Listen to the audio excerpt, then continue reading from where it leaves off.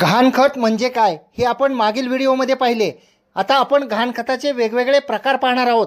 त्यातील पहिला प्रकार म्हणजे साधे गहाणखत. यामध्ये गहाण ठेवलेल्या मालमत्तेचा ताबा हा गहाण ज्यांनी मिळकत घेतली त्यांना दिला जात नाही, तो मूळ मालकाकडेच राहतो. परंतु गहाण ठेवणारा गहाण ठेवलेल्या पैशाची परतफेड करण्यासाठी कायदेशीररित्या स्वतःला बांधून घेतो.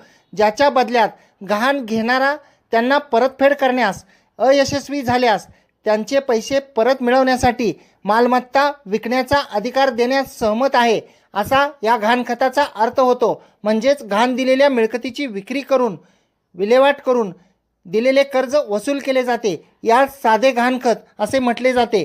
तो ताबा ज्या व्यक्तीच्या मालकीची मिळकत आहे त्याने सुरक्षित ठेवावा लागतो. तसेच ती मिळकत सुस्थितीत ठेवावी लागते. व्हिडिओ आवडल्यास व्हिडिओला शेअर करा. कोर्ट कचेरी या यूट्यूब चॅनलला सबस्क्राईब करा. कोर्ट कचेरी ऑफिशियल या इंस्टाग्राम व फेसबुक